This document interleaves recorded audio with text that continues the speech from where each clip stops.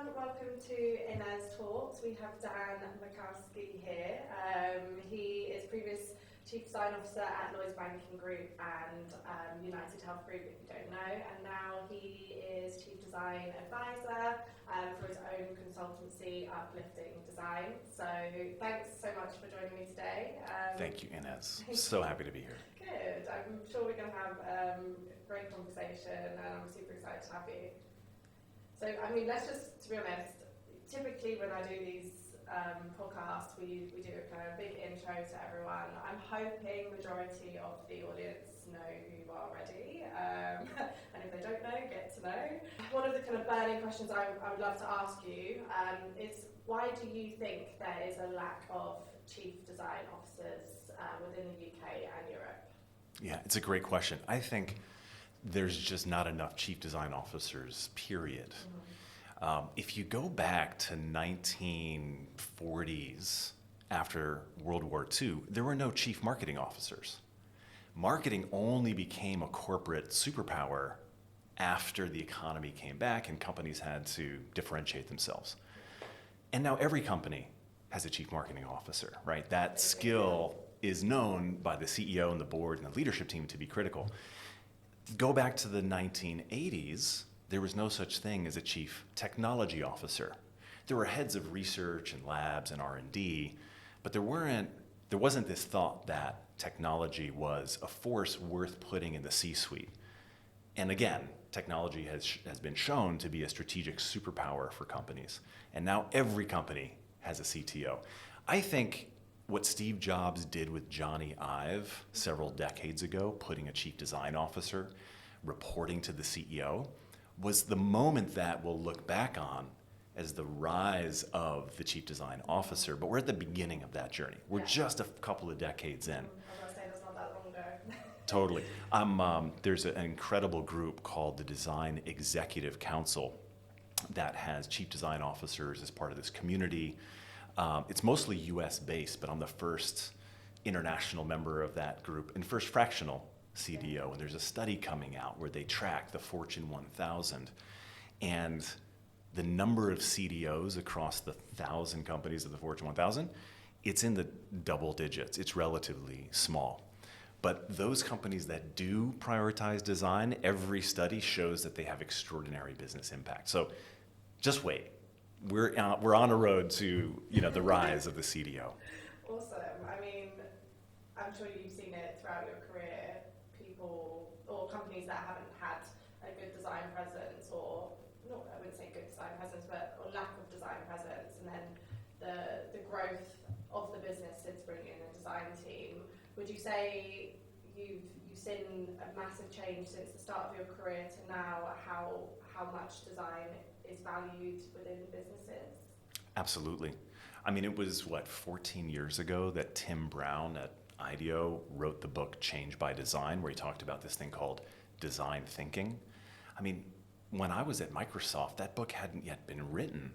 CEOs and folks weren't even, the D school hadn't been created. People weren't talking about design in the way that they talk about it today. And I think there's a maturity of leaders now who are starting to demonstrate that when you bring in executive design leadership, when that conversation is just as powerful as technology, marketing, product, strategy, amazing things happen. I mean, just look at folks like Daniela George, who's the chief design officer of Capital One. I was there 10 years ago as their first VP of design, and it's taken them this decade to get to a place now where they have that role.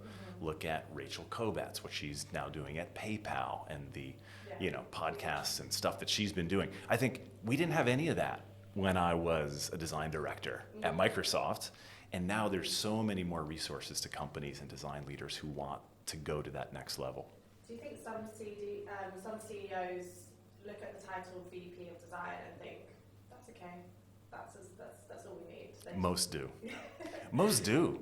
I mean, honestly, most don't even think about design. Yeah. Like if you asked 5 random CEOs, hey, what do you think about design? Most of them would actually say, I think design is really important. There was a study McKinsey did, I think, in 2018 that asked CEOs, do you think design is a strategic power in your company? Something like 80, 90% said yes. The next question was, do you know what design is? Can you describe design? And something like 80% were like, I'm not really sure. And most people's views of design are mistaken. They think of design as art. Yeah. And design is not art. I mean, I love art and I love artists, but artists, they use their creativity from a more self-centered place, a more provocative place about looking at issues in the world and creating art to address it. Designers come from a selfless place of service, because design is only successful when the people that use it, their lives are better and easier. So a lot of CEOs mistake design as, oh, it's just those creative black turtleneck wearing people that make stuff look better. They think of the most superficial layer of design and forget that the spirit of design is helping people to live better lives. It's the soul of the business. When we spoke previously, you mentioned before you started at Lloyds as the Chief Design Officer, they didn't actually have you in mind for a Chief Design Officer. Talk to me and the audience, and are you able to explain how you were able to evolve that role or convince the leadership team at Lloyds to have a Chief Design Officer? Yeah, it's a great question. There's been 2 or 3 roles in my career that the company wasn't looking for, and through the conversation about the strategic power of design, a new role at a more senior level was created. That happened at Capital One. They weren't looking for a VP of design, but I convinced them, actually, if you really care about design, this has to be in the same conversation where your vice presidents of technology and product and marketing are setting priorities and setting the direction for the business. And they agreed. When I first started talking at Lloyds, they were really looking for a more junior manager of several design teams. And I asked Zaka Mian, who is the head of group transformation. He was in charge of the £3 billion budget that had been given to modernization, of which I was responsible for the design bit of it. Yeah. And I just asked him the question, so where does the CTO sit? He's like, well, the CTO reports to me. I was like, okay, where does the chief data officer sit? He's like, well, he reports to me. And I was like, well, what grade is that, right? And it's a J grade in Lloyd's language. And I said, well, what is the role that you and I are talking about? He said, well, this still reports to me, but it was a different grade. And so I said, well, do you believe design is as strategic as data or technology to help with Lloyd's transformation? He said, well, yes. I said, well, why not give it the same respect? And I quickly said, it's not about me. I don't need a bigger title. I don't need to prove anything. Yeah. I've worked at Google and Microsoft. I've done Hey Google. I've done Hotmail. I've done Surface. I've done Project ARA. I don't need the title. But if you want to attract the best talent, and if you want to make sure you leave room for the best senior talent, the role that I come into has to be a peer to your CTO and your other CDO, Chief Data Officer, so that we're peers. And he said, yeah, that makes sense. And we went through an extra governance process. It took an extra couple of months, I'm sure. I don't know what the behind the scenes was like, but we made that happen. I'm sure it was, yeah. And at the time, other than Lloyds, do you remember other companies that had a chief design officer that were comparable to Lloyds? Do you remember? In the UK anyway? Interesting. The only ones that I knew of were the neobanks. Okay. So when you look at Monzo or Revolut or Starling, those are much smaller companies, right? And they were much younger. Yeah. But all of them had the equivalent of a chief design officer. I think 2 of them actually had that title. And I don't know if it reported to the CEO or not, but it was critical to the neobanks to prioritize a mobile-first, design-friendly experience. Yeah. And but I don't think any of the incumbent banks had a chief design officer. I think Barclays came in a year after I came in, and they're like, hey, we should probably create that role too. So I don't know. I'm not taking credit. I don't know, but it was cool to see a bigger conversation now in the UK about that role. So a common theme that we've had while doing kind of Wave Talks and Wave Podcasts is on the diversity piece. Yeah. So one trend that we do see is most often people who do talk about it are from like underrepresented groups that discuss it and kind of put forward their experiences, which is obviously super valid. We need those. But I would be interested, and I hope you don't mind me saying, to hear it from a white male's perspective, Sure. Or someone who's in a high regarded leadership position.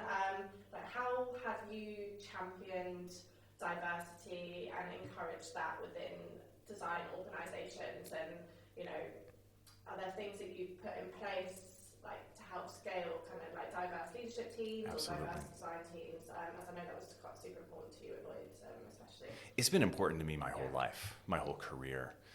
I grew up in a lot of different places. I actually went to an international high school in Canada for 3 years, and my roommates were from all over this world. Yeah. And I took 2 gap years between high school and college to do volunteer service. I was in West Africa, I was in Israel, I was in the Czech Republic, and I was just trying to make this world a better place. And when I went to university, I studied international relations. I wanted to go into global development. And even though I am now what I've heard this executive coach I've been working with in the UK, there's a term called pale, male, and stale, which is, you haven't heard that? I love that. Even though I am pale, male, and stale, I think that, okay, maybe not stale, pale, male, and hip. Yeah. But I've had a responsibility to use all of the privilege and background that I have for good. Yeah. So, design in many ways brings a new layer of diversity into companies, particularly into companies that don't get design, because the empathy and creativity and simplicity that comes from human-centered design is not the usual way of thinking and working at a very left-brained, for example, 254-year-old British bank, right? Yeah. Or at Walmart, the Fortune 1. Yeah. And if there's any team at a company that has to reflect the society that they serve, it should be the user experience and design team. Mm-hmm. So for example, the last 2 years I was in healthcare, and I learned this really interesting stat that in the US, 80% of healthcare decisions in the US are made by women, which kind of makes sense to me. Women tend to be the primary person making healthcare decisions, not just for them, but for the kids and for intergenerational folks. The opposite, actually. Yeah. Well, even while I was here at Lloyds, there was a study that showed that for the first time, it was more likely for a woman rather than a man to be the primary financial decision maker in a UK household. And so that started to switch a little bit here. Yeah. And so there's a priority for design to make sure that we reflect that community. So what does that mean for me? Well, what it means is as I'm building leadership teams, I built a brand new leadership team at UnitedHealth Group. Yeah. The composition of that team, there were more women than men on that team, and there were just 2 pale, male, stale folks on that team. Everyone else were people of color. Was that including you or not including you? What that was, one of them was including me. And it's interesting because there's so many unintended consequences when you as a leader publicly state your intentions of representing society. Yeah. There's a lot of microaggressions and secondhand comments of, oh, that woman only got that job because she's meeting a quota, or, that person only got there because of, diversity issues. Yeah. And I just realized actually that there was a lot more work I needed to do to make sure that, well, first of all, we're doing fair hiring practices, we're recruiting really well, and to give a little bit of extra encouragement to those members of the team that were struggling and dealing with these unintended consequences of an internal culture that was giving some backlash. So, that, and also my 3 kids they're half black and half white. And they define themselves all in beautifully different, wonderful ways. One lives in Australia, one's here in London, the other one's in London. Yeah. And, when people ask them, so where are you from? They're like, well, how much time you got, right? Yeah. And I've lived in China, they define themselves in really different ways. And I think, as a family, we've had to address, particularly in the U.S., issues of deep American racism, and then coming to Lloyds Bank as a Silicon Valley American designer with white glasses, I faced my own little taste of what it's like to not feel like you belong. So Like, ooh, who's this guy? totally. So this is a really, really important topic, and I think more and more design teams are getting into it, not just with accessibility as they think about how do you address, particularly in digital experiences, people of all abilities, but how do you think about issues of race, economics, privilege, access when it comes to healthcare or banking or retail or any of these spaces. It's really important for designers not just to create apps that look cool, but to create experiences that advance society in a positive way. Yeah, right, definitely. I think more and more prominent at the moment is making sure that it's not a tick box exercise, especially just like from a recruitment perspective. Like, we speak to hiring managers all the time, and it's important to have diverse teams, however diverse looks. I've spoken to people before who've had diverse teams, but again, if they're all diverse in terms of like upbringing and from the same kind of like areas, it's not a diverse team in the end. So it's really about making sure you have like a little bit of everything, a little bit of everyone. Totally. I mean, I led actually our inclusion and diversity efforts for group transformation at Lloyds for a time. It was weird. I didn't plan on doing it. And like, I'm not like, basically I just raised my hand to say, I really am passionate about this area and I want to get involved. Yeah.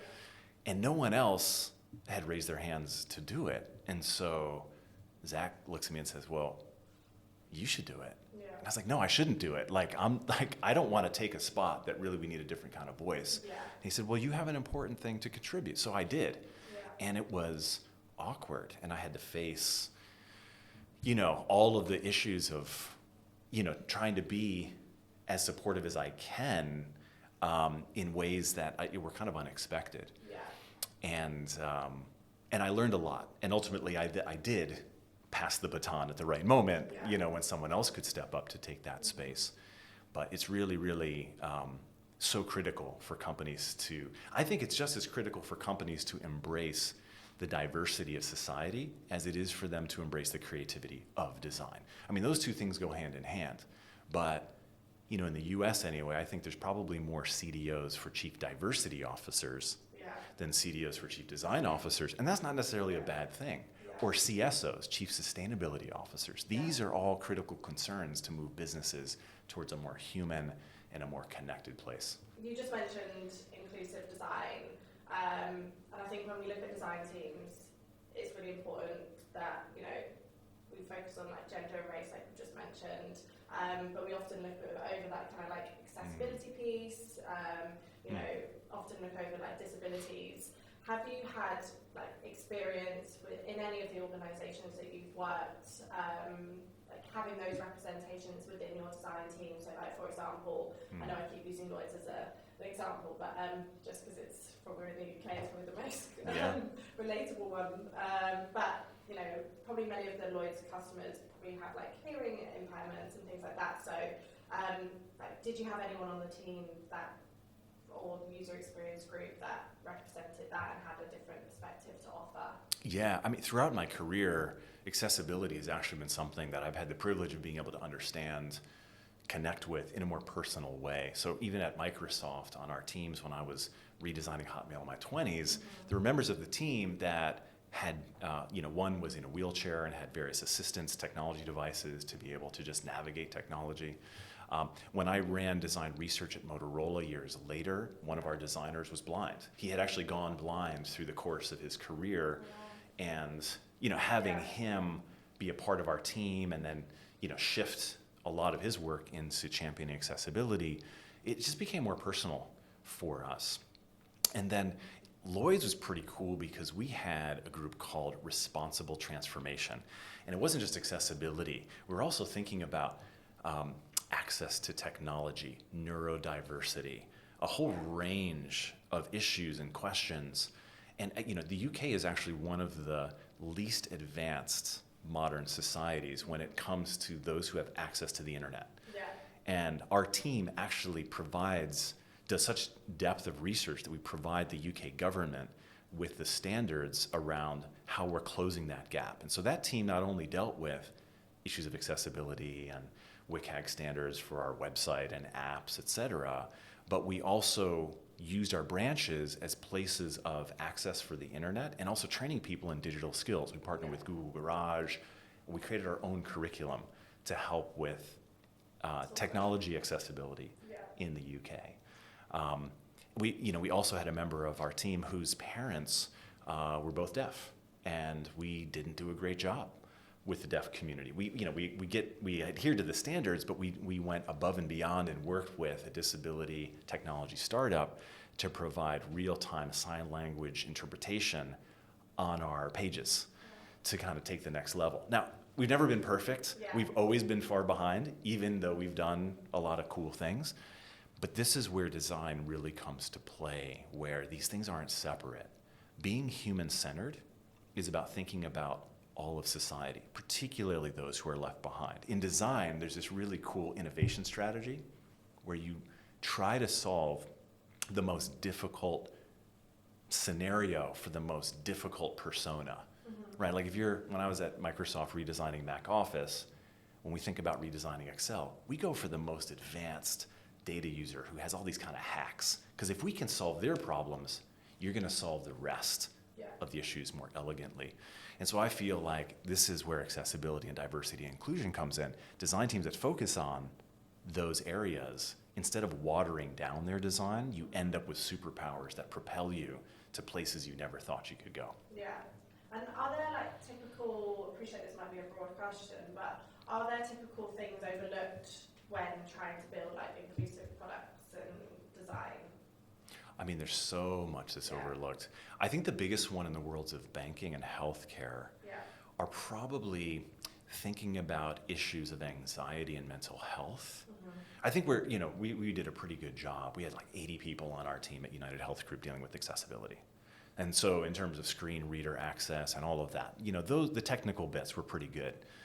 I think the thing we overlooked was when it comes to health, when it comes to money, these are topics that are emotionally supercharged. I've never seen more people cry in user and design research studies than when I came to Lloyds. Oh, wow. I mean, when people talk about money, there's so much guilt, there's shame and anxiety and fear. People aren't taught how to manage money in school. They probably saw their parents fight about it more than they were taught how to use it well. And we live in a society that glorifies materialism, capitalism, and the acquisition of stuff, right? So that is a toxic emotional environment that when you start navigating questions of just even simple things like budgeting or applying for a mortgage or, just really simple financial things, there's a whole emotional layer. So I think dealing with anxiety, dealing with stress is huge. I think, 40% of all UK adults are currently dealing with this significant form of financial stress right now. The loss of productivity alone is in the billions. We don't talk enough about that. And I think design can really help with not just making things simple and intuitive and clear and all of that, but help with encouragement and care around your inner state. And great design addresses the whole person. That's super interesting. I know we've had a previous guest in recently, Yolanda, who's the VP of design at ClearScore. We placed her. Yes, I love Yolanda. She's great. Yeah, she's great. She mentioned on one of our previous episodes how obviously ClearScore, financial industry, which I'm sure you're familiar with, very familiar with, but they mentioned how they're going through a lot, all of their content on their mobile website and making it, trying to write it so a 10-year-old can understand. Interesting. Because obviously there's so many people that look at the mobile and the website and especially with financial services, there's big T's and C's with lengthy words, which I probably don't understand myself. I'm actually dyslexic myself, so sometimes words drop around on the page for me, but it's so simple but so effective to actually just go back and rewrite it. And this is where I think AI is going. I mean, ultimately, design teams have gotten to a place now where most modern design teams have a design system. And a design system is really beautiful because it allows designers to not have to spend a lot of their precious time on the basics. You know, when you're designing a new part of some digital experience, you shouldn't have to think about, well, how should I design this button or this list or this grid or this header, right? Like that stuff should be basic. Yeah. What we should really start to think about is how do we adapt the entire design language, the visuals, the actual content, and how do we start to use AI? And AI, after all, I think that's a design concept, right? It's artificial intelligence. It's how can technology be more human-like? Yeah. How can we have a different conversation and interface for someone who's maybe a different age? Yeah. Or who's maybe has a different type of ability that we can know about, or maybe has a different mindset when it comes to banking, et cetera. Yeah. I mean, this is where I get excited about not policing the same consistent design, look and feel and interaction for everyone, but unleashing a unique experience for every person that's never been created before. It's just for you. I mean, I think that's the future of brilliant design, and I think it'll not just be advanced technology, it's also going to be incredibly personal and incredibly relevant and incredibly accessible. I hope so. Yeah, I hope so too. Watch this space. So when we spoke in the past, you kind of touched on like different organisational structures.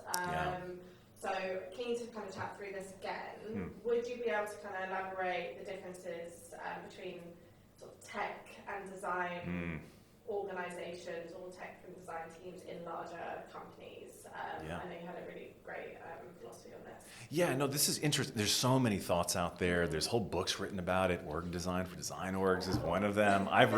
So in the book that I just wrote, I have this chapter called Studios and Guilds, Uplifting Design. Check it out. You know, one of the ways that we can understand the difference between mature and mature places within business is to do a bit of a comparison. And so what I did is I just benchmarked technology, because I believe, having spent 10 years in Silicon Valley, that this thing called tech is just as transformative as this thing called design. Yeah. They're equal in my view. And in fact, the word technology, the etymology of it, it actually comes a little bit from design. Techne is this Greek word for art and craft, and logia comes from this Greek word for the systematized learning from. Okay. So even this thing called technology really has a design spirit to it. Yeah. But when you look at how technology is organized, they are not organized the way that most corporate design teams are organized today. The way most design teams are organized is what I would call by department. So you're going to have the different types of design areas reporting into each other. So you'll have a design research team or a user research team. You'll have a UX design team. You'll have maybe a service design team. Maybe you have a design and prototyping or creative technology team. Maybe you have a design operations team. And all of these are different functional departments. It feels really comfortable for design to do that. But the real problem is if you're a poor product manager trying to connect with design, or a development or a technology manager trying to work with design, you end up butting up against that reporting structure. And it also puts all of the designers and researchers and folks in that design team into a box, right? Yeah. Career progression and all of that is within the department. How are tech teams organized? They're not organized by department. There's this beautiful idea called a full stack engineering team, or a dev team, right? A dev team, what are they, right? They have 6 to 8 folks, and there's a diversity of tech skills in that crew. There's front-end developers. Maybe there's someone doing some DevSecOps work. Maybe there's someone that's doing a little bit of data science. Maybe someone who's doing a little bit of middleware and some architecture and some server, work. But the reality is, the development lead doesn't talk to the product manager and say, oh, do you want a front-end developer as a part of your team? Or the product manager says, hey, dev lead, I want to launch this app. What is it going to take? And it's like, well, it's going to be probably 2.5 dev teams. It'll take about 3 months. It'll be X millions of dollars. And then what do designers do, right? Design is poorly understood, and the product manager or whoever who's requesting design says, oh, I think I need a designer to make it look good at the end. They forget about research. They forget about all the skills of design. So long story short, Stop organizing design by department. Start organizing design by studios. A studio is a 3 to 9 person full stack design team. And in my book, I talk about 9 different guilds of design or practice areas of design. And it's not like one person has to only represent one guild. Yeah. There's some designers that are hybrids that have 2, 3, or even 4 areas of skill. And so you can create these diverse blended design studios of just 3 to 5 to 7 to 9 people who cover all of those areas to make sure you have accessibility, research, strategy, ops, service design, visual design, interaction design, prototyping built into your studio. And then you have to start pricing based on studio. And it's transformative for an organization because you now have a team that works on end-to-end journeys. You now have a team that has more enduring funding. You now have a team that can pair off to those full stack engineering teams in more beautiful ways. But it is hard to do it at first. But once you do it, it's beautiful. What's hard about it? The pushback from different areas of business? There's pushback from everywhere. It is so hard to do. You don't do studios and guilds because it's easy. You do studios and guilds because it's right. Yeah. So there's pushback from the design team because imagine if your whole career you've lived in a box reporting structure and you're just trying to get to that senior design researcher role or that manager. And now all of a sudden, a studio is a reporting structure where, oh my God, I have to report to someone that didn't study the particular department of design that I'm good at? Yeah. Oh my God, right? So you have to, of course, create an incredible horizontal mentoring structure that retains the value of the old department model, but allows you to get into this new structure. So you get a lot of resistance from the design team itself. Okay. The other resistance you get from is the business, because the business is not used to paying and investing in design in the appropriate way.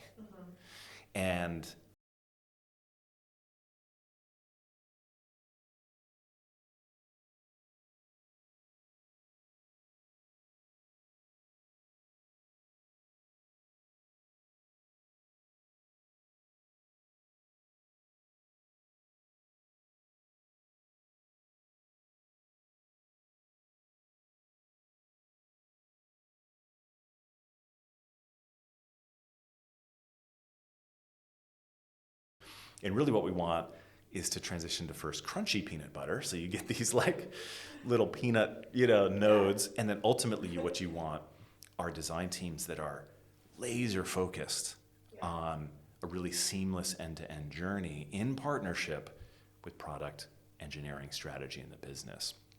But it's a journey. It's going to take time. And maybe I'll just share on this point, there is a more strategic definition of design that is really helpful to share with CEOs and leaders. Because what they believe is, I can't afford good design, is what most people say. And what I remind them is that design happens anytime you make. When you create something, physical, digital, experiential, service, whatever, you are designing. The reality is most companies are just designing poorly. But they're asking the wrong question, not can I afford great design, it's can you continue to afford the consequences of mediocre and poor design? Because the design you're doing today is costing you. It's costing you in NPS, in customer call volume, in loyalty degradation, in accessibility risk and lawsuits, in, keep going, right? In all of the ways that risk it gets introduced. So investing in design is really about recognizing you're already design is inevitable. You just need to treat it as the strategic business superpower that it is. Yeah. Do you think some companies that say that and say, design's expensive, and then they have like a design team, they bring in a design leader that could just be like, head of product design or whatever the title is that they call it, and they feel they're not getting what they want out of design. Do you think that sometimes comes down to the hire they've made, or do you think that's still how they're viewing design as a business? I think it has to do with their mindset and mentality. Design is not expensive. No, it's the same price as an engineering team. It's the same price or cheaper, actually, than an engineering team. I think, you know, developers tend to actually make more per years of experience than a typical UX designer or researcher would. In the recent years. Good. It should. In the last year's boom, there was designers getting paid a lot more, but still, yeah. But like, let me give you an example. One of the companies I worked for, the number of developers they had writing code that touched people's lives was 18,000. 18,000 people in the development world writing code. We had a couple hundred designers. Now, people would often say, oh, design, you're so expensive, or, oh, we just hired a chief design officer, they're really expensive. The other thing is a chief design office is pretty expensive. Yeah. It's somewhere between 3 to 10 million a year to have a chief design office, because it's not just the cost of the chief design officer, it's also the cost of now having senior vice president or other executive leaders that are part of that leadership team. Yeah. And so companies that never had a CDO or that executive design leadership team have this mental model that relative to what I had before, oh my God, design is so costly. If you compare, however, how much are you spending in design to how much are you spending in tech? Yeah. We're like, oh, but tech is important, right? So it's really not that design is expensive. It's really that design courage and thinking is mediocre. And I just need to call that out. And it's hard to do. It's hard to do because we live in this environment where design is assumed to be this weird, mystical, black box, sexy, thing that costs a lot that I don't even know if I need.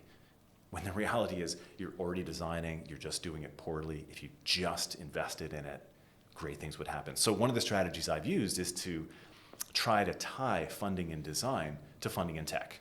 Yeah. So here's your tech funding. Design should be, at best, 25% of that budget. Mm-hmm. At worst, 1 to 8 ratio. And in the context of my last job, it was 1 to 97. One designer for every 97 developers. So it's really not design is expensive. It's really that design is misunderstood and underinvested in. Mm-hmm. And do you think CEOs who have a design background sometimes have more successful companies in that case? I think they do. I mean, look at the examples. I mean, we don't have many, right? Brian Chesky is the best because he's of the Fortune 500. He's the one CEO that is a designer. But even Brian, before the COVID crisis hit and he changed everything from design, which is a brilliant case study, actually. But even before that crisis, Brian started surrounding himself with leaders who were more traditionally minded from that MBA left-brain-like mentality. And he kind of lacked the courage, actually, as a CEO, to lead the company from what he intuitively felt was a more design and human-centered direction. Crisis hit, COVID hits, 80% of their business is lost within just, a week or two, and they're about to implode, basically. And so what does he do? He goes to his gut, and he redesigns the company. And he has Johnny Ive's help, of course, along the way. So that's a pretty good design leader to tap into. But what he ends up doing is redesigning the company, period, in the way they thought, the way they put things on a roadmap, the way they brought leaders together, the way that he personally got involved as the CEO in weekly and monthly design critiques, right? Before he had been critiqued as being a micromanager, he's like, no, I'm a designer. I have to care about this stuff, right? Yeah. And what happened, right?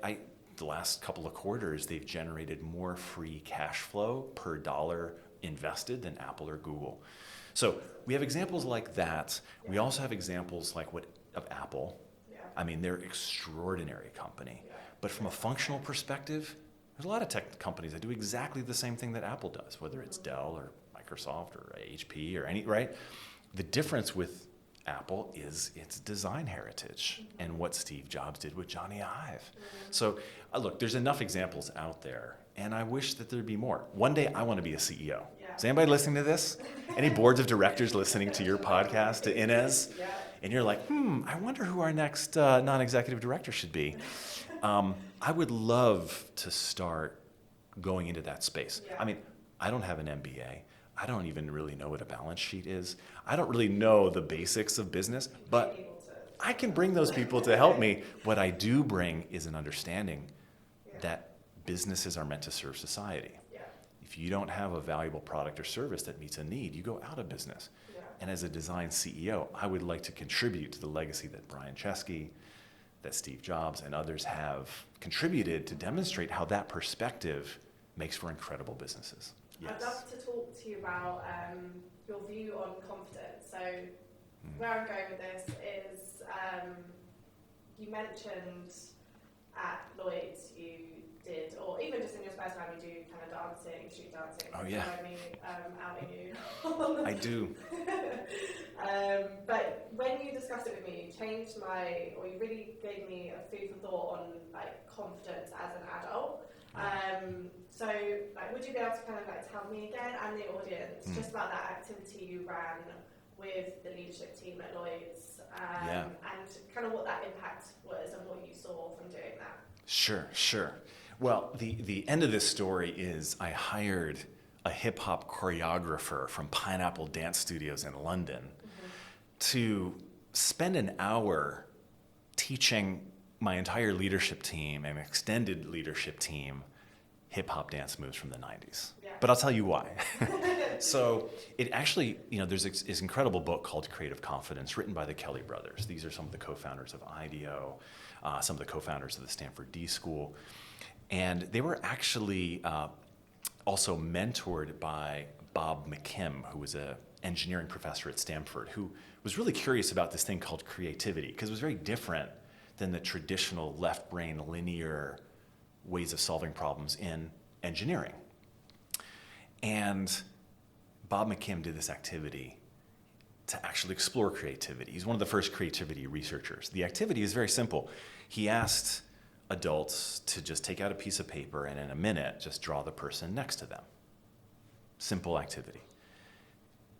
But everyone that he did that activity with, every adult he did that with, they were nervous, there were giggles, there were pre-apologies. So even before they drew, many would say, "Oh, I apologize, I'm sorry. I haven't even started, but I know I'm shit," right? And even if there wasn't a pre-apology, there was a post-apology, because he would then have them share the drawing. And he also did this drawing activity with kids, particularly kids under the middle school age, in elementary school. When you ask kids to draw, there's none of that apology. There's none of that nervousness. Anyone listening here who has kids, who's worked with kids, knows that if you put markers or pens and paper in front of a kid, they just start drawing. It's innate. It's part of our humanness to create, to express. It's one of the things that differentiates us, actually, in the universe, as a species. And something happens in those weird middle school and awkward high school years. And Bob McKim describes it as we begin to fear the judgment of our peers. Yeah. And that fear shuts down that innate, exuberant, unrestrained creativity and innovation that's within us. Yeah. Creative confidence is the antidote to that fear. And creative confidence has to be nurtured, particularly by chief design officers and design teams at companies, because think about Lloyds Banking Group. It's a bank. Yeah. Risk is key, right? You want to be creative, but you want to be safe. Yeah. And so the unintended consequence of regulated spaces like banking and healthcare is that you suck out the life of innovation and creativity. So when we were doing a leadership retreat, I had different leaders focus on areas, and one of the leaders I focused on was on creative confidence. And so people get ready, and I said, all right, here we go. And then in walks, this hip hop instructor from Pineapple Dance Studios. And I'm like, everybody get up. And they're like, what do you mean? And he starts playing hip hop music, and we start dancing. Remember the song? Oh, we had all different types of songs. Okay, cool. I mean, there's got to be some MC Hammer in there, maybe some Janet Jackson. I mean, and after about 10 minutes, people just started like, well, we're doing this, right? And it was just brilliant to see in that hour the transformation of people being so nervous, particularly Brits, Yeah. Yeah. Yeah. And getting into a place where they just let go. Yeah. Because the reason why that's fearful to people is because you're fearing the judgment of your peers. What are people thinking about me? Do I look bad? You know? And so creative confidence requires us to get out of our comfort zone. It requires us to consciously find moments to be in places that we wrestle with that internal judgment or that fear, and we confront it. Because the reality is there's lots of people who deal with judgment all the time. Yeah. And we have this privilege and this ability as designers and as design leaders to create safe spaces for creativity, inclusion, empathy. And so it was 90s hip hop dance music. There's other ways, to get people into a creative confidence space. But yeah, super fun. Yeah. And what do you say to those people who, because I'm sure you might have heard it before, but who are not creative at all? Do you believe everyone has? Everyone is creative. Yeah. Everyone is I creative. agree, I do think too, but just I hear that phrase where people go, "Oh, I'm not creative," or they might not draw because they're very art. Like I said, they're already sort of admitting failure before they. Exactly. That is a defense mechanism against the fear of judgment. People will say that about, oh, I can't sing, or I can't dance, or I'm not creative, or I'm not whatever else. Maybe not sing well. Like when I did my gap year and I was in West Africa, I was in cultures where everybody danced and everybody sang. Yeah, no matter who. Yeah. No matter who. Yeah. And it was just part of the culture. Yeah. But I grew up in puritanical New England. I was born in New Britain, by the way, which is crazy now that I'm in Old Britain and Old England. Yeah. But I grew up in the US where, performing and singing and dancing was something that you watched someone else do on stage and you sat back and observed. But that's not how it is. I mean, anybody who has kids, again, when you see how children move, how children create, how children take the cardboard box that some Christmas gift came in and turn that into a million incredible rocket ship, race car, dollhouse, whatevers, it is innate. We are absolutely all creative. The only difference between us is we may not be creatively confident. We may not be vocally confident. We may not be choreographically confident, if that's a word. So I think people do have that fear, and people, will say, I'm not creative. But what they really are saying is, I've succumbed to the judgment of my peers. I'm scared. I'm afraid. Yeah. And it's brilliant to navigate people through, particularly those that I've mentored on my leadership teams, to get to a place where they, first of all, have a language to understand that dynamic, and second of all, start to wrestle with overcoming it. Because we all have imposter syndrome. We all don't feel good enough. Every time I give a talk, I actually feel like shit afterwards. Because I just have these deep issues that I'll wrestle with my whole life. That, am I good enough?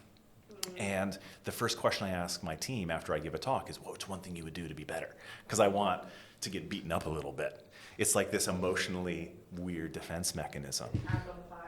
Yeah, and people are like, Dan, you've given 1 million talks. You're great, you're so smooth. And I'm like, but I don't feel it. And so we all wrestle with it. Everybody deals with vulnerability and imposter syndrome. And the only thing we can do is be open about it and wrestle with it and encourage our companies and teams to make progress. Yeah. And you just mentioned, obviously, kind of take a full circle on the conversation. With design leaders you would work with, not necessarily they have to do a street dancing class, but are there other ways that you've seen people create a team and help them tap into that creative confidence? There's so many ways. There's so many ways. One of the first ways for me was when I joined Lloyds, I was given a posh corner office at 25 Gresham Street on the top floor, just below the boardroom floor. And on my first day of work, after 4 hours of executive meetings in the boardroom, with tea and sparkling water, which I almost spit out like Ted Lasso because I didn't know that was a thing. Anyway, it was so awesome. We're taken to my office, and as I walked there, even the physical interior design and architecture was designed to protect the privacy of the executive so that their time is preserved. So there was like one row of desks for the EA and the PA and the chief of staff and all that. And then there's another row for like core leadership team and then another. And so first of all, that was a bit weird. And then second of all, I said, well, where's the design team? And the poor person that was helping me settle in that day was like, well, there's no designers in this building. I was like, huh? They're like, yeah, this is headquarters. This is all the leaders. And I was like, well, where are the designers? He said, well, the closest design team is across the Barbican at the Chiswell Design Studio, which is literally in the basement, tucked behind the coffee area. And, you know, so I was like, well, can we go there? And they're like, I guess so. So we walk through the Barbican, which I thought was a nice metaphor of going through an arts center. And then we go into Chiswell Street, and all the desks are taken. The best desks by the windows were taken by the directors and the more senior people. And the only available desk was this like bank of contractor desks that people would just, hot desk. Yeah. And I was like, can I sit here? To someone that was there, and they didn't know who I was. They're like, yeah, and they just moved their stuff over. I was like, great. So we sit there. I get my Mac working, which took also a while. Lloyds wasn't used to Macs at that time. Yeah. And I send my first email to the team, and I'm like, hey, team, I'm excited to be here. I'll be based out of the contractor desks in the Chiswell Design Studio if you need anything. And what are your values? What do you care most about? If you were creating your own agency, what would you live and die by? I really want to know. That's my first email I sent. And my poor design leadership team, like my executive assistant, my personal assistant, my chief of staff, my head of design ops, they all had to sit basically around that area. And we ran the chief design office for 3 years in basically the ground floor of Chiswell behind the coffee area in the open. Yeah.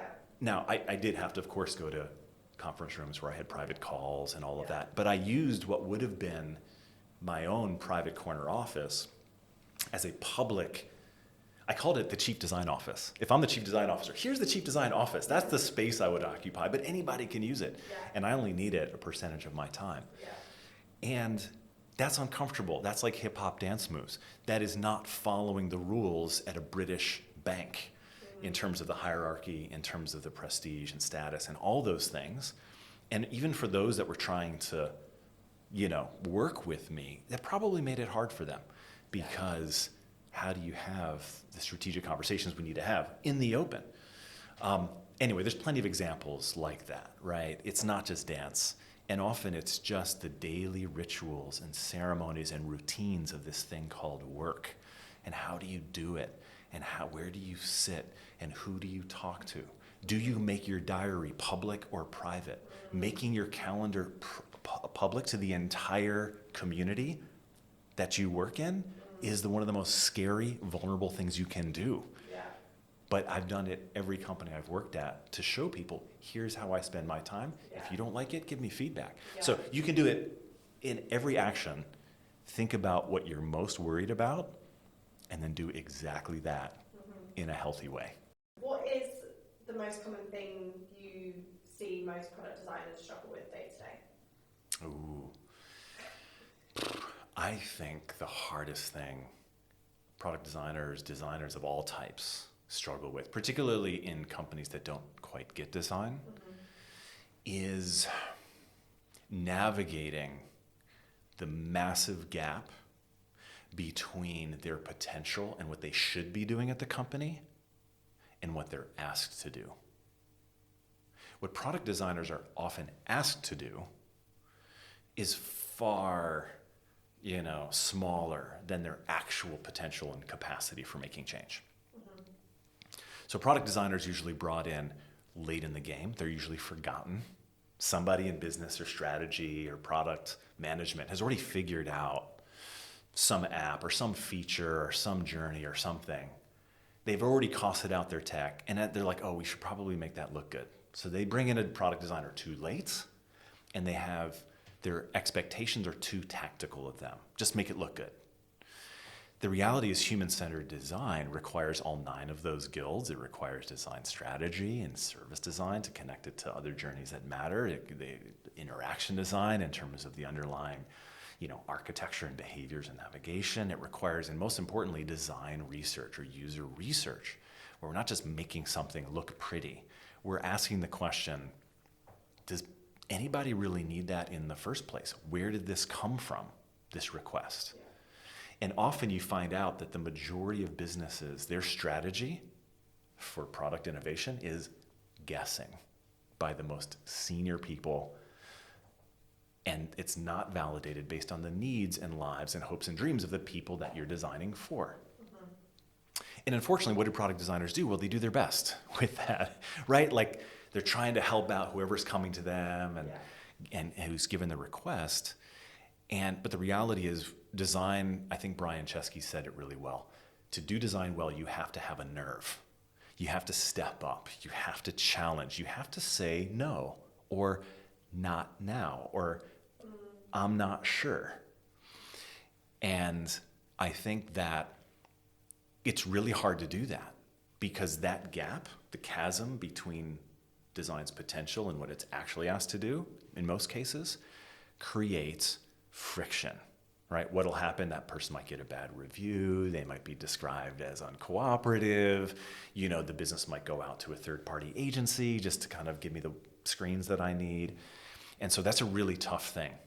But the way that I think about those product designers is that they're like runners. I lived in Denver, Colorado, Mile High. We talked about this when I last chatted.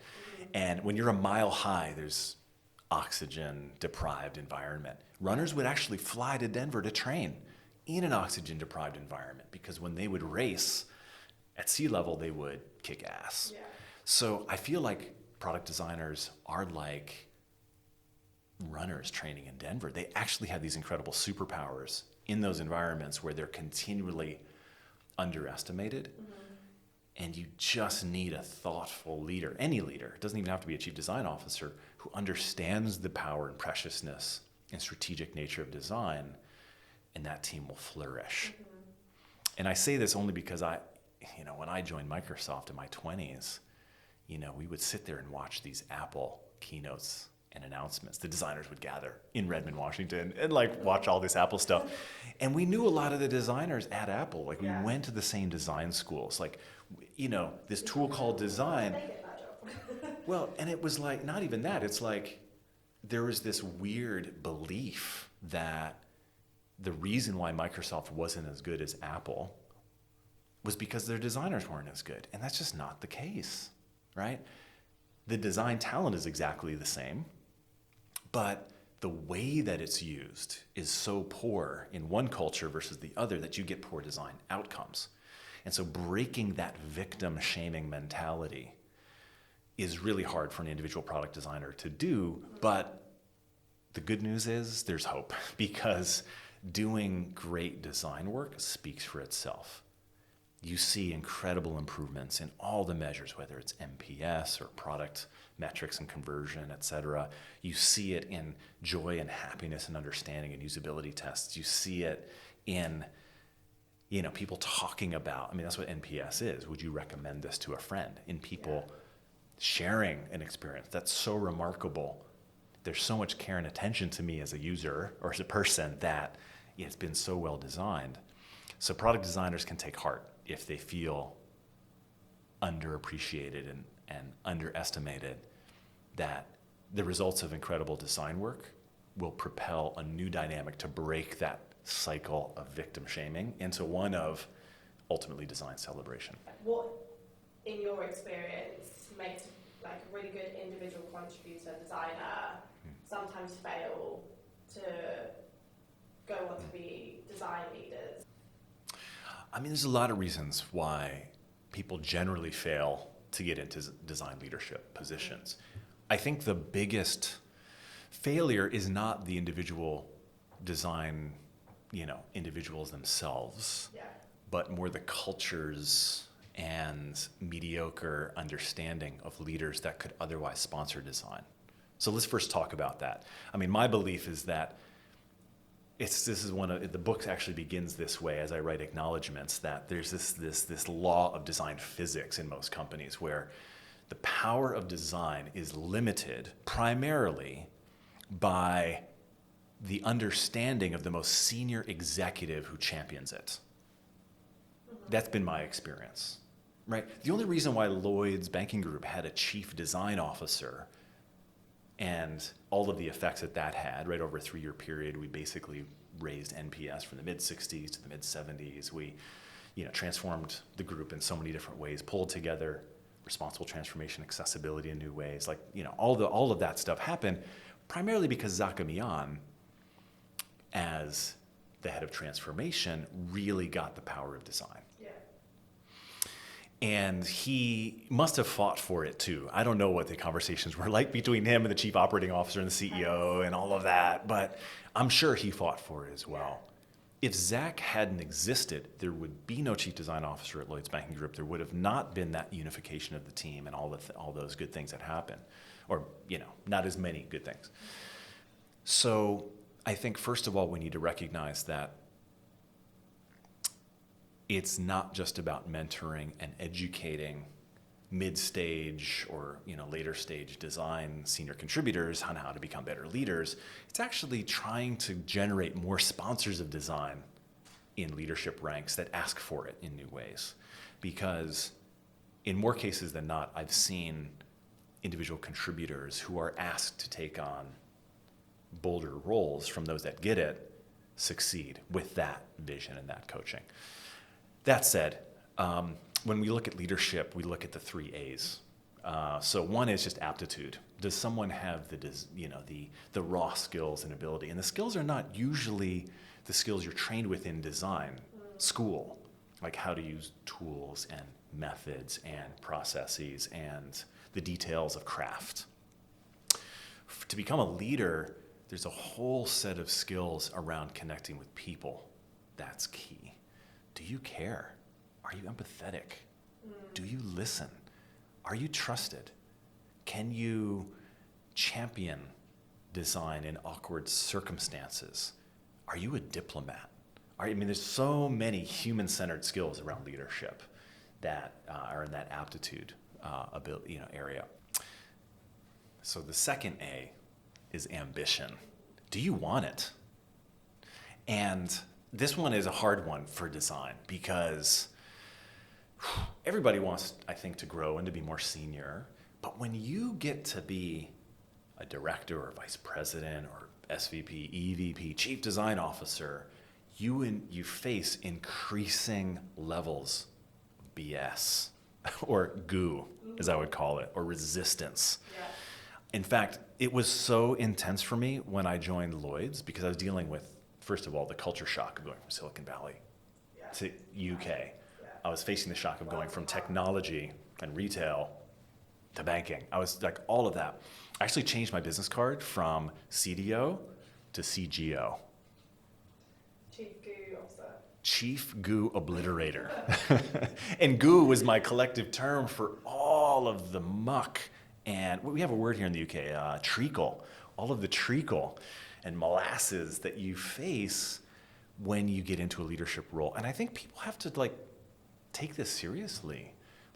Becoming a design leader will challenge your mental health every day. Yeah. Because you go into a workplace that doesn't get you, that second guesses you, that wonders why you're there.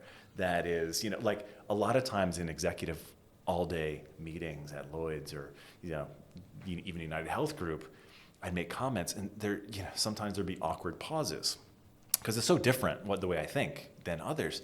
There'd be, conscious of time or, comments like that you can't take personally, right? And you're like, it's not me, it's their lack of design understanding, and I'm just gonna be patient, right? I'm not gonna take it personally. So I think ambition is not just do you want the good parts of leadership, are you ready to deal with what could be the emotionally brutal parts of that kind of leadership, particularly in places that don't get design. And the third A is advocacy. Who's got your back? Yeah. Who's creating space to support you? And this is not just your manager, right? This is, folks within the company and outside the company who can support you. Simon Sinek has this really great video that he talks about, great leaders don't just come in a vacuum. Great leaders have people around them who say, you've got this, I believe in you. And more importantly, they say, and if you stumble, I'll pick you up. I'll be with you in the mud to just sort this out. And we all need advocates. because we all have that imposter syndrome, that vulnerability, that, that feeling of, I'm not sure I belong there. Yeah. And I'm saying this, and I'm pale, male, and stale, right? And I, have nowhere near probably as many life circumstances that others would have even a greater amount of feelings of challenge in that space. So definitely have the ability, definitely have to have the ambition, and definitely need advocacy to get there. And but do it. If you're listening to me right now and you feel like that's all daunting, but just go for it. Like, just go for it. Yeah. And too often we get caught up in our past selves. And what we really need to do is give energy to our next best self. Like when you do a CV, a website, your LinkedIn profile, you shouldn't just chronologically describe what you've done to date. Creative confidence is the idea that you are not to be defined by what you've done so far. There is more to you, and that your best days are ahead. And if you don't tell that story of your next best self, you're never going to get to where you want to be, either if you're a senior contributor or a manager. I need a pep talk. I'm just going to give you a call. Yeah. Well, I do mentoring for free now. Every day, my digital commute from 5 to 6 p.m. UK time are a couple of conversations with folks that want to get to that next level. Yeah. And I love it because it takes me out of my concerns and really allows me to listen. Yeah. I know it doesn't sound like I listen very well because I talk so much, but those conversations have been really, really powerful. Yeah, amazing. And then just on kind of that, people moving in from like an individual role to like a design leader role. Yeah. I think in the industry at the moment, what we see is kind of, staff, principal designers, and then design manager. And I think some people feel the need to move into those design leader roles or design management roles because the principal role, staff role seems to be the ceiling. What do you see, and how could you maybe advise on like a different progression for those kind of principal designers who love their craft and don't want to kind of be people managers? It's a hard one. There aren't enough examples of design teams that give the same kind of financial and kind of career progression rewards that you get if you become a people manager. But like in the world of technology, there's lots of companies that have really rich and rewarding paths for senior contributors. Like IBM has their tech fellows. I worked at Google. There's a lot of very senior vice president plus level people that are incredible, individual contributors. Mm-hmm. And so I've long supported design fellows in the companies I've worked for. Yeah. I'm actually a fellow of the Royal Society of Arts, which is a cool, I like that idea of a fellow. Yeah. This is someone who can have a really wide scope of impact on an entire industry or entire company, but they don't necessarily have to do that through having a large team. But there aren't enough of those. So I think look for environments that value that, because there are some out there, and people can reach out to me. I can give you some pointers. Mm-hmm. And the other thing I would just say is, for anyone who's managing, you have to stay connected to craft. Like for me as a chief design officer over the last 5 years, I've always been hands-on. Yeah. I've always spent a portion of my week in the craft, sketching and critting, and not doing so much in like polish Figma and all that, but like really getting into the weeds of design metaphors and craft. Now maybe my team hated that, and like Brian Chesky, was like, maybe I'm micromanaging. But I think it's super important for everybody in the design team to make. Because the difference between marketing and design is that designers make. Yeah. And marketers, they create behaviors, markets, messages, but like you have to make as a designer. The other thing I say is every single person on the design team has to lead.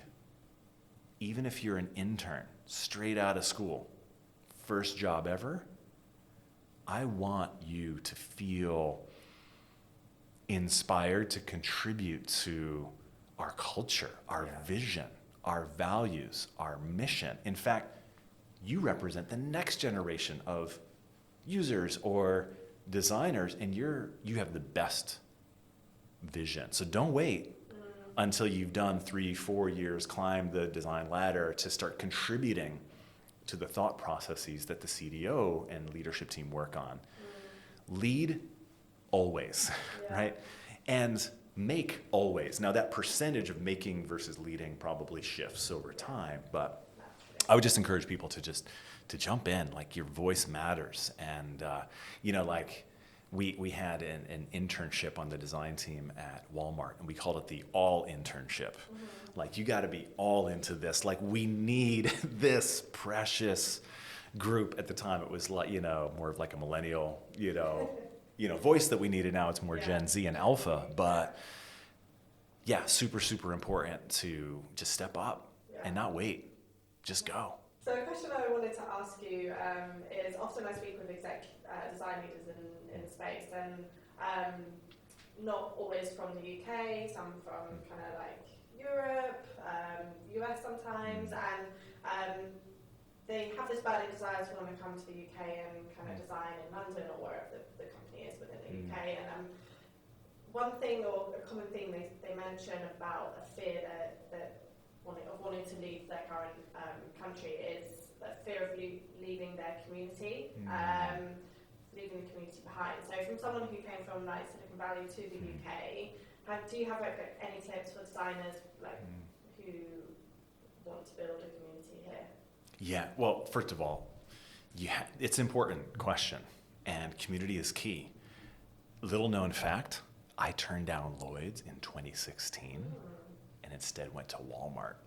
I actually wanted to come here, but there was one member of my community that said, hey, Dad, you and the family can go to London, but I'm staying with my middle school friend here in Palo Alto. That was my daughter at the time, who was like, you are not taking me away from my middle school friends. And so I told Zach at the time, I got to stay in Silicon Valley. And that's when I learned the term gutted for the first time. I was like, what? You're gutted? Like what? So yeah, like you have to think about your community. In that case, my daughter is, the core part of my community. In your question was a little bit more broad in terms of the design community, right? And the wider community. The community here is very different than what I experienced in the Silicon Valley tech design community. It's not as, there's not as many folks, and it's got just a different tone, but I personally love it because there was such a bubble, particularly in Silicon Valley, that I loved for a decade, but I actually love stepping out of even more. There's something really powerful about walking around the streets of London that you don't feel necessarily walking around the streets of San Francisco or the streets of downtown Palo Alto, even worse. There's a vibrancy, there's a diversity, there's kind of a global cosmopolitan-like vibe, which I love. Because in London, like you can spend 49 pounds on Ryanair and get to most European countries in a day. Just don't take any bags. Don't go on priority. Don't get snacks.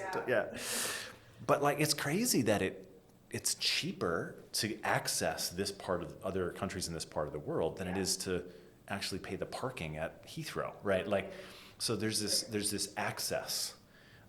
You can jump on a train at St. Pancras and be in Paris in a couple hours, right? I've guest lectured at Parsons School of Design in Paris, So there's this kind of, I think there's this spatial access, and more importantly, this kind of intellectual access. So the community here is not just London. It is, to me, it's Europe. But I would just also say that the design community here is incredible. There's just such incredible roots to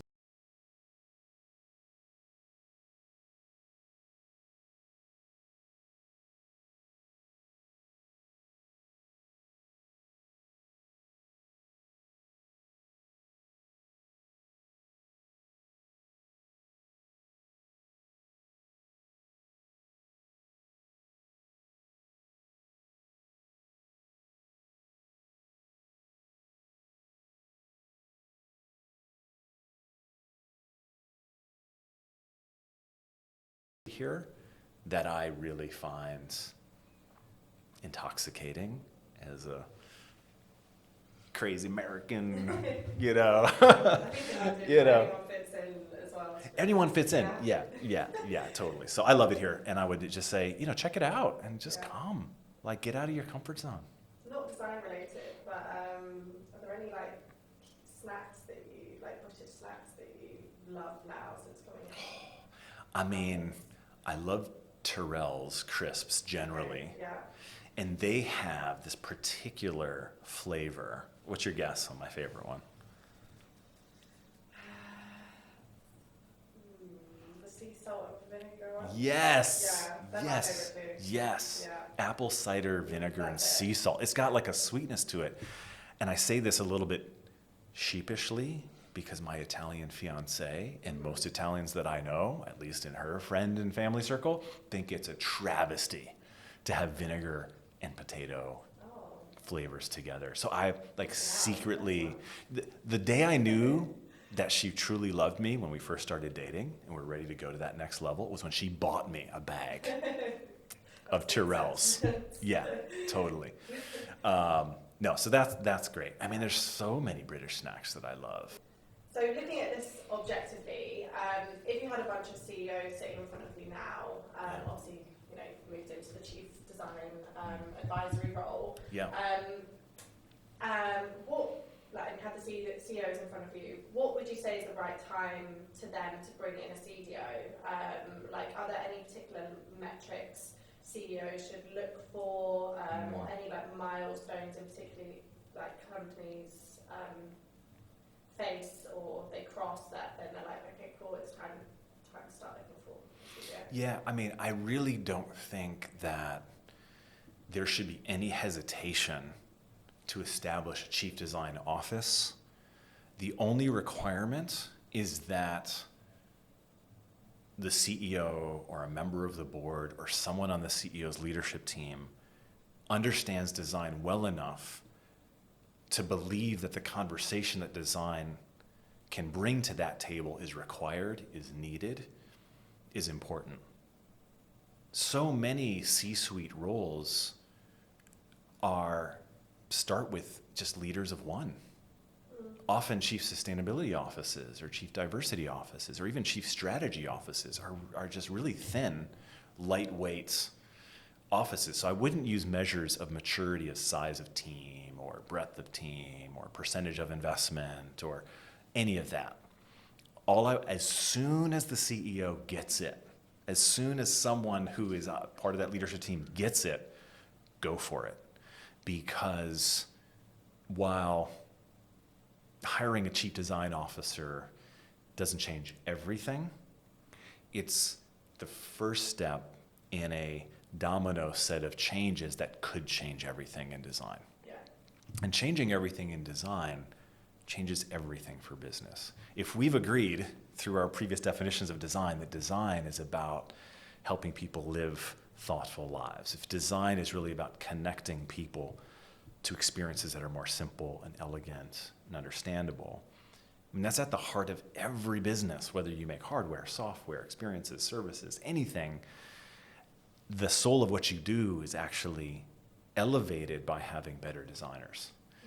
And that chief design officer can start to illuminate that perspective at the place where budgets are formed, quarterly goals are reviewed, strategy and direction is planned. If you wait to bring in design when it's just a tactical, decorative function at the tail end of some product or tech-driven machine, you will never see the true value of design. So don't wait. Do it now. Speak to me. Yes. And I'm not attached to the word design, right? It's just who is the executive, who is in charge of understanding and innovating around the needs of the people that the business serves. That's the question.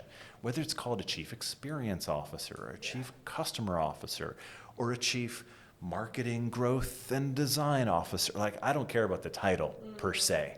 I just think design is the very best skill set to answer that question. Yeah. But bring in somebody who has that empathetic human perspective and make sure that conversation is balanced with the CFO, CPO, CTO. So there's actually a 13th hidden chapter of the Uplifting Design app that comes out next month. Okay. The 13th chapter talks about how does the chief design office interact with the other 12 chief offices, and gives some anecdotes and stories about that.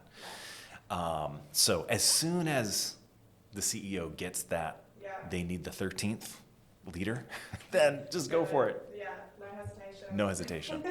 Where do you see the future of CDOs, and do you think, well, in the UK specifically, and do you think we'll see these roles more frequently? I think we will. I mean, given my philosophy that companies are already designing, it's just a question of, are they designing well or poorly? Do they get that they could design better? And do they see the business value? What's happening today is that most companies do get that they have to be better, but they don't really have the understanding or language of design. So what they really ask is chief product offices to play the role of chief design offices. And very often you'll see CPOs take on responsibility for hiring a head of UX and design that reports to them, which is fine. Like when I was at Walmart, I reported to the chief product officer, Jordan Sweetnam, who, even when we interviewed him, when he interviewed me, I interviewed him, and I said, shouldn't design be a peer to you? Like, he's like, yeah, it should, Dan, but it's always reported here. I'm going to treat you like a peer. Are you cool with that? I was like, I'm cool with that. Let's do this, right? So it's not about reporting structure. It's really about permission for design to play as an equal voice in the 3 Venn diagram of TBH, technology, business, human factors, right? Because human factors are about desirability, and that chief design office has to contribute to it. Chief product office really should be working around viability, which are business factors, and when they try to do both, not great things happen. Like in my chief design advising role, I'm continually talking to chief product officers, many of whom didn't study product management. I mean, it's not necessarily the most modern thing. They either came from marketing or have an MBA and they were like thrown into it, maybe manage some IT team, and now they like know digital or transformation. So they don't even know what the heck they're doing. Yeah, exactly. So the reality is every UK company today that makes something already has a chief design office somewhere. It's just not, it's hidden and dysfunctional and decrepit and undervalued is the way I think about it. So this is a public call to all chief product officers, to all chief technology officers out there. You will not get any cool points from me or other design leaders to say, I know what design thinking is. I think we should do user research. I like, strategic design. You need to champion it with as much force as a peer as you do your space of technology or product. And I've met a lot of leaders who kind of like owning UX and design too.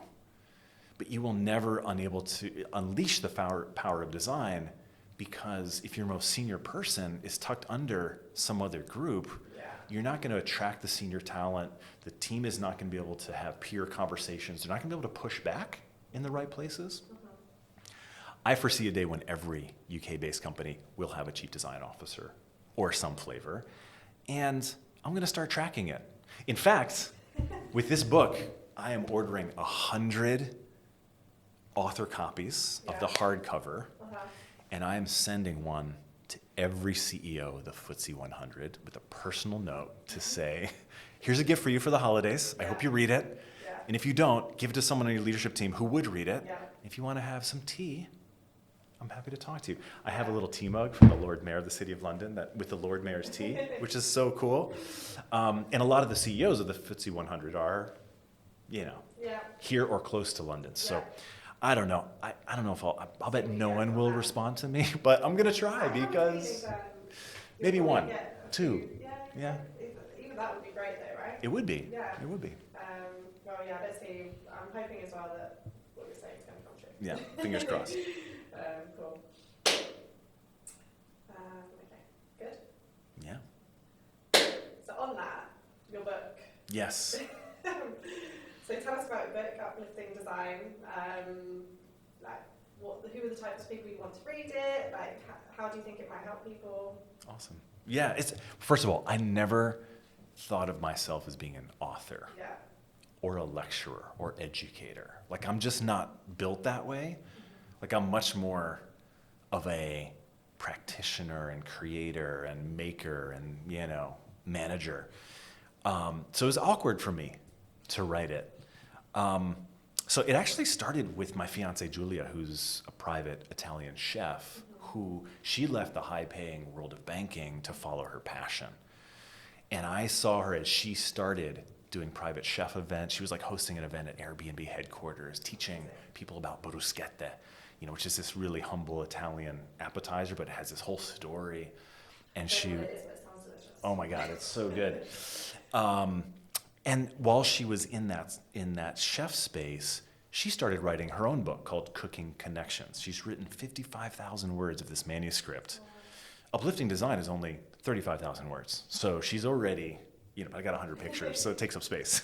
So I saw her really in her most passionate space professionally, and I was a little bit envious. I was like, I want to get into that zone too.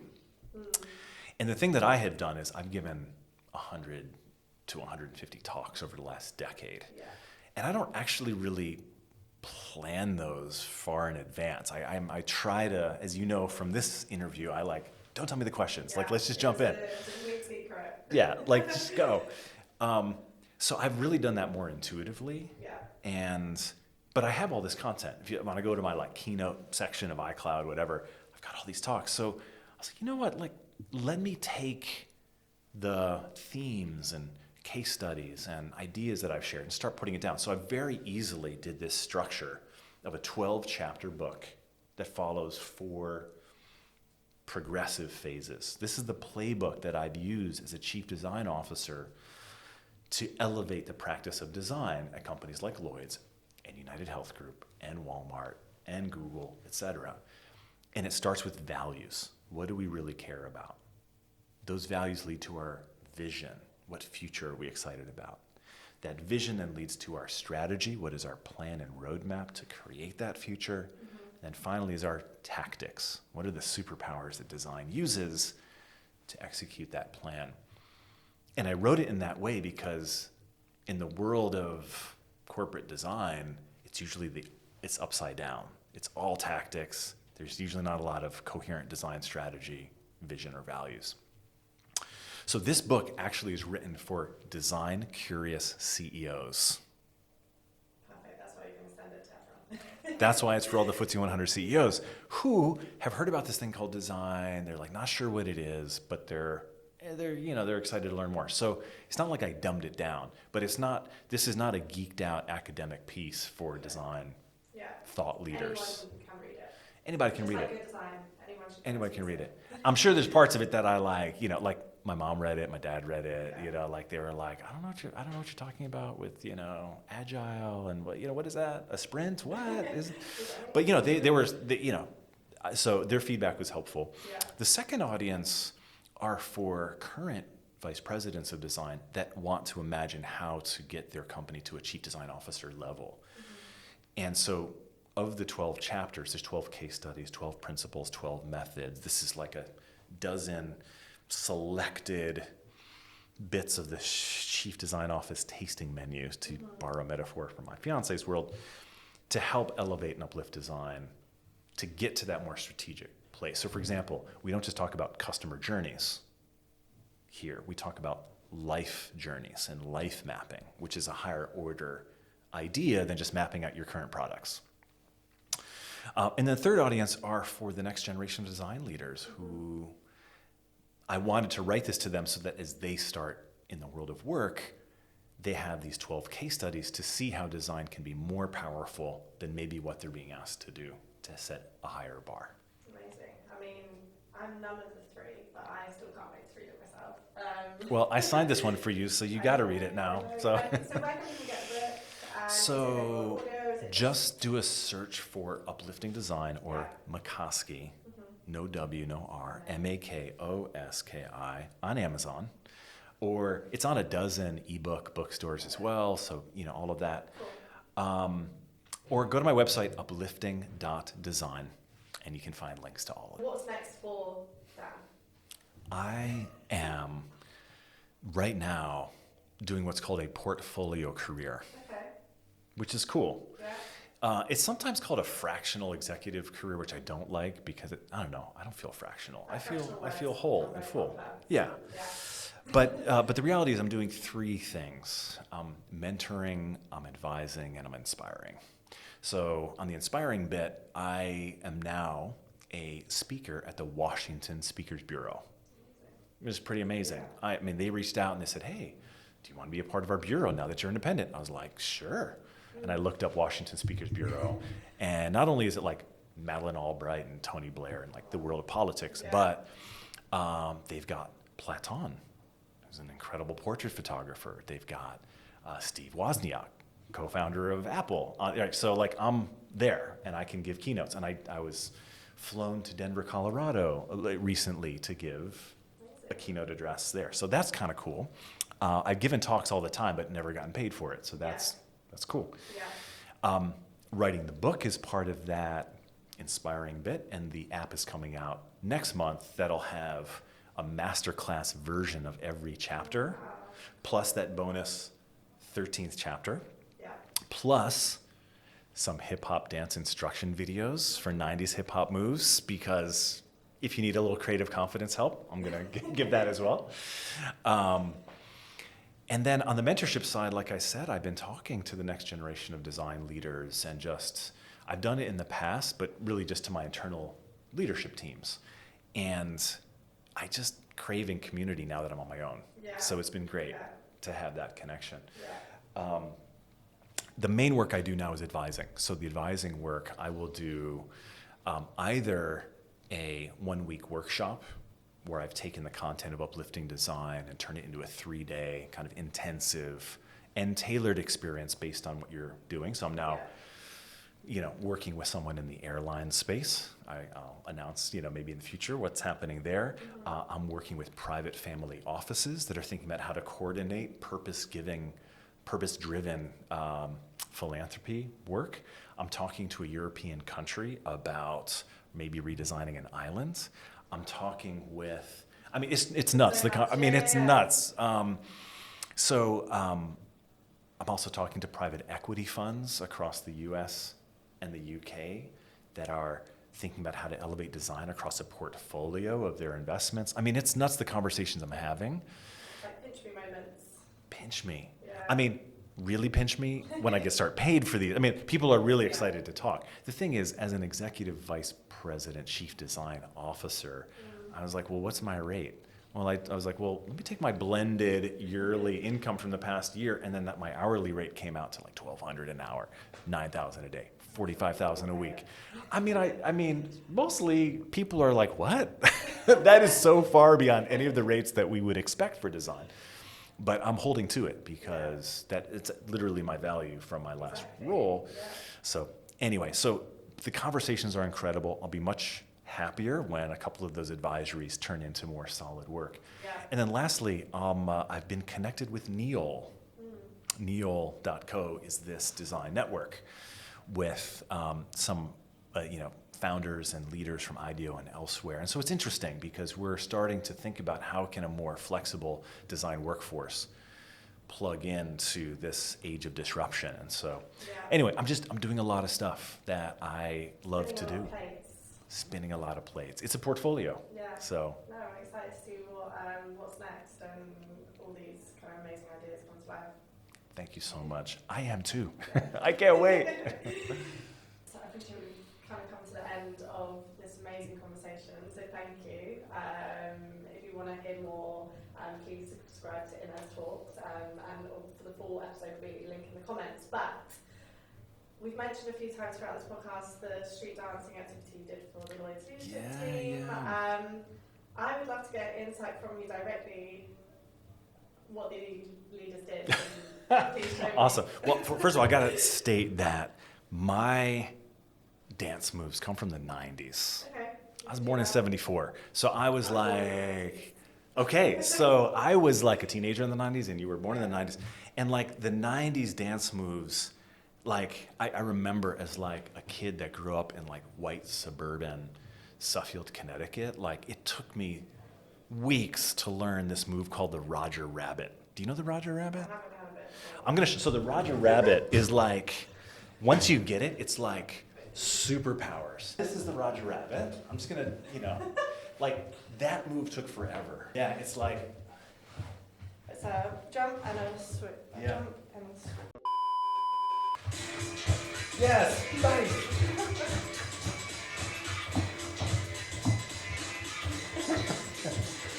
That's good. That's not quite the Running Man, but it's perfect. Well, I think this company.